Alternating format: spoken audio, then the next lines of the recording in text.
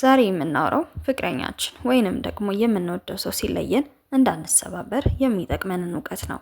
ሁለት የሚዋደዱ ሰዎች አብረው መሆናቸው በጣም ደስ የሚል ነገር ነው። ለህይወታቸውም ደስታን ይጨምርላቸዋል። ነገር ግን የሚኖሩለት ወይንም ደግሞ ህይወታቸው ያ ሪሌሽንሽፕ ብቻ ነው ማለት አይደለም። ይህ ስለ ፍቅር ነው። ቻናላችንን ሰብስክራይብ አድርጋችሁ ስለምትከታተሉ እናመሰግናለን። ቪዲዮ እንደምትወዱ ስለማልጠራጠር ላይክ በማድረግ ጀምሩ። ወደ ቪዲዮ።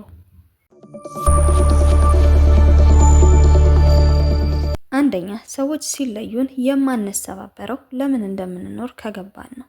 ለምን እንደምንኖር ካልገባን ግን ከሰዎች ጋር ያለንን ጊዜ በጣም ኢንጆይ ስለምናደርገው እነሱ ሲለዩን ህይወት ያለ አይመስለንም።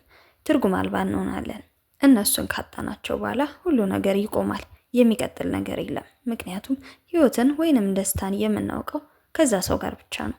እኛ የተፈጠርነው የአምላካችንን ክብር ለማሳየት ነው። ችሎታውን፣ ኃያልነቱን፣ መልኩን ለማሳየት ነው። አፈጣጠራችንም እንደ መልኩ እንደሆነ መርሳት የለብንም። የምንኖርበት ዓላማ መጀመሪያ የአምላካችንን ክብር ለመግለጥ ከሆነ በምን አይነት መንገድ ነው ይህንን ህይወት መኖር የምንችለው? ከሰዎች ጋር ስለሆነን ነው ክብሩን የምንገልጠው? ብቻችንን ስለሆንን ነው? በሀዘናችን ነው? በደስታችን ነው? ወይንም ደግሞ ከሰው ጋር ባለን የፍቅር ግንኙነት ነው? በምን አይነት መንገድ ነው የአምላካችንን ክብር የምንገልጠው? እሱ በሰጠን ዓላማ እዚህ ምድር ላይ ልንገልጠው የሚፈልገውን ነገር በውስጣችን አስቀምጧል። የስጦታውን ብዛት፣ የችሎታውን ኃያልነት የሚገልጡ የተለያዩ ተሰጥኦዎችንም ሰጥቶናል። ስለዚህ ሁላችንም የእሱን ክብር በሆነ መንገድ ልንገልጥ ተፈጥረናል። የተፈጠርንበት ዓላማ ሲገባን ሰዎች ቢመጡ ቢሄዱ አይሞሉንም፣ አያጎሉንም። በዓላማ የሚኖር ሰው አብሮት ሲሆን አይደለም ደስተኛ የሚሆነው። የህይወት ዓላማ የፈጣሪያችን ዓላማ ያልገባን ቀን ህይወታችንን እናቀለዋለን። የማይገባንን እንናገራለን፣ የማይገባን ቦታ እንገኛለን። ሰዎች ሲርቁን ምክንያት ይኖራቸዋል። ነገር ግን ለምን ሁል ጊዜ ከራሳችን ጉድለት ጋር እናገናኘዋለን? አዝናኝ ስላልሆንኩ ነው፣ ቆንጆ ስላልሆንኩ ነው፣ እውቀት ስለሌለኝ ነው እያለን እንደዚህ አይነት ምክንያቶች ለራሳችን እየሰጠን ያ ሰው የራቀበትን ምክንያት ከኛ ስህተት አድርገን እናስባለን። ግን አይደለም። አንድ ሰው ከሚወደው ሰው ጋር አብሮ ይኖራል። ሲኖር ደግሞ ምክንያቶች አሉት። መከባበር አለ፣ መደናነቅ አለ፣ መደጋገፍ አለ። ሲጀመር ያ ሰው የተፈጠረለትን ዓላማ የማናከብርለትና የማናግዘው ከሆነ ብዙ ነገር ያበላሻል እንጂ አያስተካክልም። ከኛ ጋር ያለው ሰው ለኛ ህይወት የሚጠቅም ቀና የሚያደርገን ለተፈጠርንበት ዓላማ የሚያበቃን የሚያግዘን ለሁለት ሆነን የአምላካችንን ክብር መግለጥ የምንችል ሰዎች መሆን አለብን። ያ ካልሆነ ግን አብረን መሆናችን በራሱ ስህተት ነው። የተፈጠርንለት ዓላማ ተረድተን በዓላማ የሚኖር ሰው አብሮት ስለሆነ ሙሉ አይሆንም። ብቻውንም ስለሆነ ጎደለነት አይሰማውም። ስንፈጠር ሙሉ ሆነን የተፈጠርነው። ማንም ሰው የሆነ ሰው ሲጠጋው አይደለም ሙሉ የሚሆነው። የተፈጠረበት ዓላማ የተሰራበት አሰራር በራሱ ሙሉ ሆኖ ነው የተሰራው። ምንም የጎደለን ነገር የለም። ሁለተኛ፣ የምንወደው ሰው ማግኘት ወይንም ደግሞ ከሆነ ሰው ጋር መሆን ሙሉ ደስታ እንደማይሰጠን ማወቅ አለብን። አንድ ሰው ከኛ ጋር የሚሆነው ስለወደደን ወይንም ደግሞ ከኛ ጋር ሆኖ የሚሰማው ደስታ ስላለ፣ ከኛ ጋር ያሳሰበው ነገር ስላለ እንጂ ሙሉ ደስተኛ ሊያደርገን የሚችል ሰው የለም።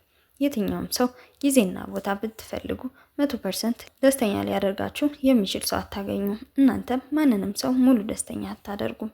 ስለዚህ ሰው ጋር መሆን ሙሉ ደስተኛ አያደርግም ማለት ነው።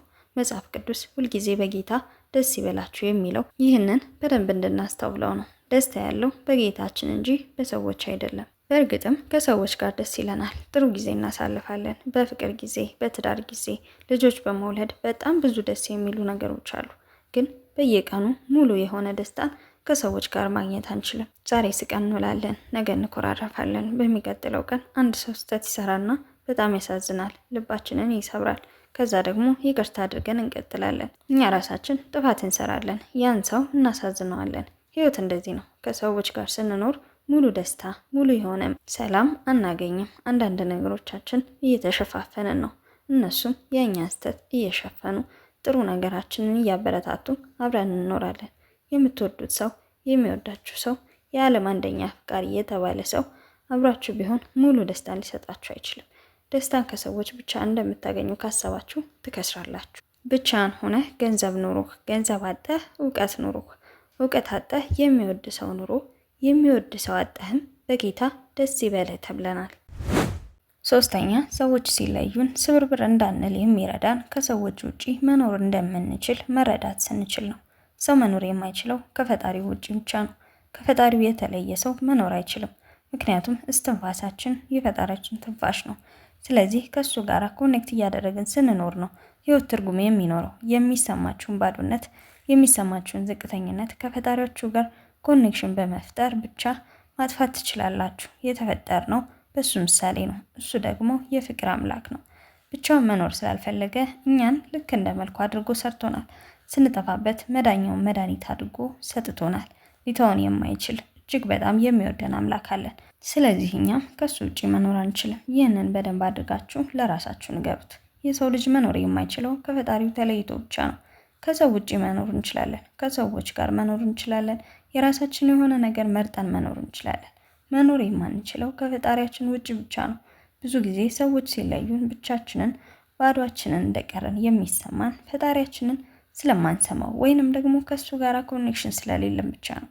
ከሰዎች ውጪ መኖር እንደማንችል የምናስብ ከሆነ እነሱን ላለማጣት ያልሆነውን እንሆናለን። ያልተፈጠርንበትን ነገር እናደርጋለን። ለእኛ የማይገባን ቦታ እንገኛለን። ያንን ሰው ላለማጣት ብለን የምንከፍለው ዋጋ የራሳችንን ህይወት ያሰጣናል። እኛ ሳንኖር ደግሞ ከሌሎች ጋር መኖር አንችልም። መጀመሪያ ለብቻችሁ ፈጣሪያችሁ እንዳሰበው እንዳቀደው እንደ ፍላጎቱ መኖር ካልቻላችሁ ከማንም ሰው ጋር ደስተኛ ሆናችሁ መኖር አትችሉም። አንድን ሰው ላለማጣት ብለን የማይገባን ቦታ ላይ ከምንገኝ ፈጣሪያችንን የሚያሳዝኑ ነገሮች ከምናደርግ ብቻችንን ሆነን ከሱ ጋር እየተነጋገርን መኖር ይሻላል። ያልተሳሳተ ትክክለኛ መንገድ መኖር የምንችለው ሰዎችን በትክክለኛው ምክንያት እንዲወዱንና እንዲፈልጉን ማድረግ የምንችለው ከፈጣሪያችን ጋር ተስማምተን መኖር ስንችል ብቻ ነው። አራተኛ ከምድር ላይ አንድ ሰው ብቻ ተመርጦ ይህ ላንተ ወይንም ላንቺ ተብሎ አልተሰጠንም። የመምረጥ ዕድል የተሰጠን ለኛ ነው።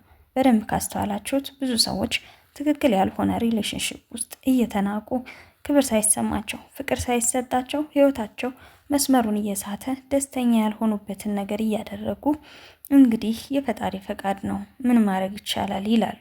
የፈጣሪ ፈቃድ ልጆቹ በክብር እሱን እየገለጡ እንዲኖሩ እንጂ በስቃይ በሰው ተረግጠው ሰውን ለማስደሰት የማይሆን ነገር እያደረጉ እንዲኖሩ የፈጣሪ ፈቃድ ሊሆን አይችልም። የትኛውን ሪሌሽንሽፕ ውስጥ ሆናችሁ ደስተኛ ካልሆናችሁ ራሳችሁን ጠይቁ። ይህ ህይወት እውነት የፈጣሪን ክብር ይገልጣል? እውነት ፈጣሪ ለኔ የፈቀደው ነው? የእናንተ ደስታ የሌለበት፣ የእናንተ ክብር የሌለበት፣ የፈጣሪያችሁ ክብር የሌለበት የሚያሳፍር የሚያሸማቀቅ ህይወት የፈጣሪያችሁ ፈቃድ ሊሆን አይችልም። አምስተኛ የሆነ ሰው ልክ ሲለየን ማስተዋል ያለብን ከዛ ሰው ጋር ሆኜ እውነት የተፈጠርኩለትን ዓላማ እየኖርኩ ነበር? ደስተኛ ነበርኩ? ይህንን አስተውሉ። አንዳንድ ሰዎች ሪሌሽንሽፕ ውስጥ ደስታ ሳይኖራቸው ፍቅር ሳይሰማቸው እየታገሉ የሚኖሩ ሲለያዩ ግን ለምንድን ነው የተለየኝ? ለምንድን ነው ጥላኝ የሄደችው ይላሉ። ምን ነበር እዛ ህይወት ውስጥ የቀረው? ምን ነበር የቀረባችሁ? ለማስተዋል ሞክሩ። ፈጣሪያችሁ የሰጣችሁ ክብር ተገፎ፣ ደስታችሁ ተገፎ፣ እሱ ለፈጠራችሁ ዓላማ መኖር ሳትችሉ እዛ ሪሌሽንሽፕ ውስጥ መሆናችሁ ብቻ ለእናንተ ምን ጥቅም አለው? አንዳንድ ሰዎች ሪሌሽንሽፕ ውስጥ ሆነው የማይናገሩት ብዙ ሚስጥር አላቸው። እንትን እንደምማር እንዲያውቅ አልፈልግም፣ እዚህ ቦታ እንደምሄድ ሚስቴ እንድታውቅ አልፈልግም፣ ይህንን እንደምሰራ ባሌ አያውቅም እያሉ የሚኖሩ ምን ማለት ነው? ራሳቸውን ሳይሆኑ ተደብቀው አስመስለው እየኖሩ ይህን ደግሞ ህይወት ይሉታል። ይህ ህይወት አይደለም። መጀመሪያ ከሰው ጋር አብራችሁ ስትኖሩ ራሳችሁ መሆን እንደምትችሉ ማረጋገጥ አለባችሁ። የተፈጠራችሁለትን ማንነት ይዛችሁ የሚቀበላችሁ የሚወዳችሁ ሰው ነው የእናንተ አፍቃሪ። የምትደብቁት ነገር እያለ የምትዋሹት ነገር እያለ ሪሌሽንሽፕ ውስጥ ነኝ ማለት አትችሉም። የውሸት ማንነት እየኖራችሁ ደስታችሁን እየደበቃችሁ ያንን ሰው እንዳይደብረው ብቻ ፈገግ እያላችሁ የምትወዱትን የምትፈልጉትን ህይወት ላይ ትርጉም ያለው ነገር እያስቀራችሁ እየደበቃችሁ የምትኖሩበት ህይወት አይደለም። እንደዚህ አይነት ሪሌሽንሽፕ መጀመሪያ ራሳችሁን ከዚህ ማራቅ አለባችሁ። ደስተኛ ሳትሆኑ ጤነኛ ሳትሆኑ አላማችሁ ሳይሳካ የምትኖሩለትን ነገር ማሳካት አቅቷችሁ እየደበቃችሁ የምትኖሩበት ትዳር ትክክል አይደለም።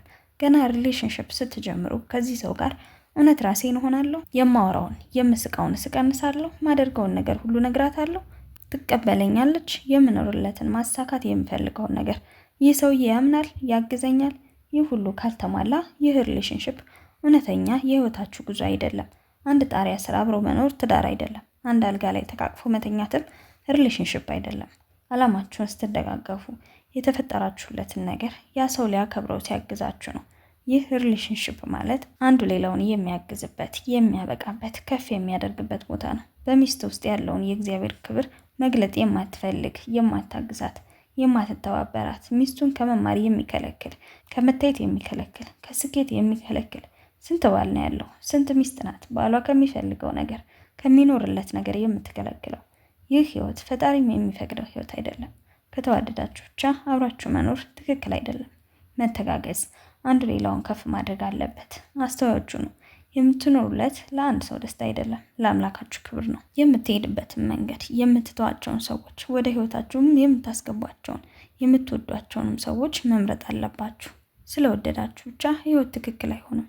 ስለተለያችሁ ሰዎች እያሰባችሁ አትናደዱ። እነሱ በመሄዳቸው የምታተርፉትን ነገር አስተውሉ።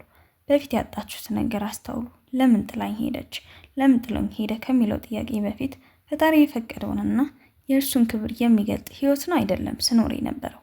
የተፈጠራችሁለት ዓላማ ገብቷችሁ የምትኖሩ ከሆነ የሚሄዱትም ሰዎች ይሄዱ፣ መንገዱን ጨርቅ ያድርግላቸው።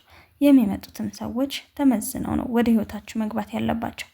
ይህ ስለ ፍቅር ነው። ይህንን ቪዲዮ እስከ መጨረሻው ስለተከታተላችሁ አመሰግናለሁ። ሰብስክራይብ ያላደረጋችሁ ሰብስክራይብ አድርጉ። ሀሳብ አስተያየታችሁን ኮሜንት ሴክሽን ላይ አስቀምጡልኝ። ቀጣይ በሌላ ቪዲዮ እስከምንገናኝ ሰላም ሁኑ።